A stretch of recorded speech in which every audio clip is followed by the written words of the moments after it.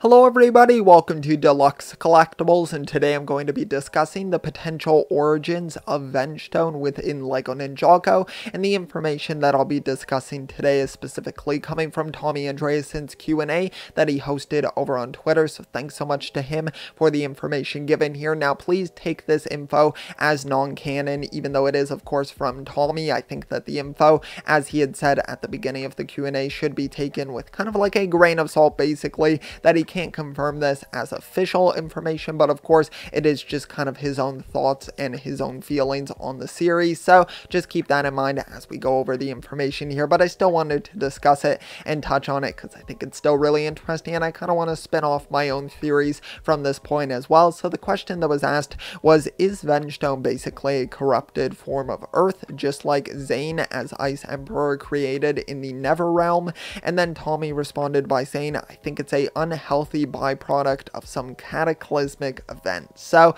that is super interesting, that it sounds like it is something that is just basically an answer that he gave here. Just kind of tells us not a whole lot, but definitely teases that maybe we could see some backstory given to the Vengestone and kind of its origins. We're not just going to jump into it and be like, oh hey, it's just this thing that the ninja have to find some sort of way to combat. I do want to kind of see them expand the lore of the Vengestone and sort of explain its origins and who it came from and who kind of helped like get it to a place where it is now, where there's so much of it and being distributed all over. I think that there's some really interesting plot points that we can explore there and kind of further develop. But I find this really interesting because I'm curious if there's anything, I can't pinpoint anything specifically, but maybe a point previously in the series that we've seen where we just didn't notice it, but maybe there was something that could have created this byproduct and maybe this cataclysmic event. Although I'm not sure if maybe it would have to be a specific event that happened in Ninjago. Of course, most of the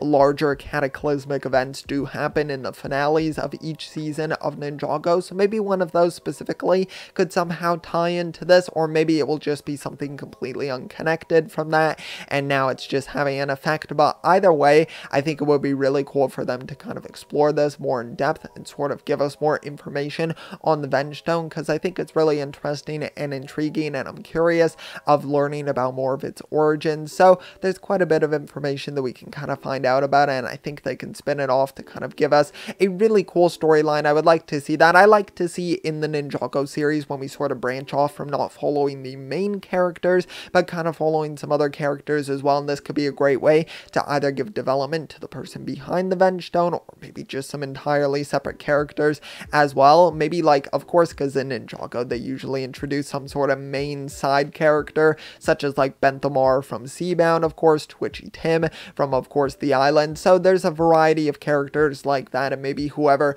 I'm assuming if there is going to be a new main side character like that, then maybe they're connected to this in some way, and we can sort of learn more about them, while also doubling in on sort of learning more about the origins of this material. So I definitely think there's a lot of intriguing ways that they could sort of go about it within the series, but I'm very eager for that. I'm really excited that Tommy sort of gave some sort of answer here, some sort of clue towards something being further explored with the Vengestone. So I'm excited for it within the series, but I want to hear all of your thoughts on this down below. I know it's a bit of a shorter topic, but I just kind of wanted to throw it out there to kind of hear your theories on where Vengestone could have originated from, and how do you think they're going to explore its origins within Ninjago in 2022. So thanks so much for watching the video. I really do appreciate it. If you did enjoy, be sure to leave a like down below. Also subscribe as well if you would like to check out some of my other content. That would be highly appreciated. So thank you so much. I will see you all next time, and always remember,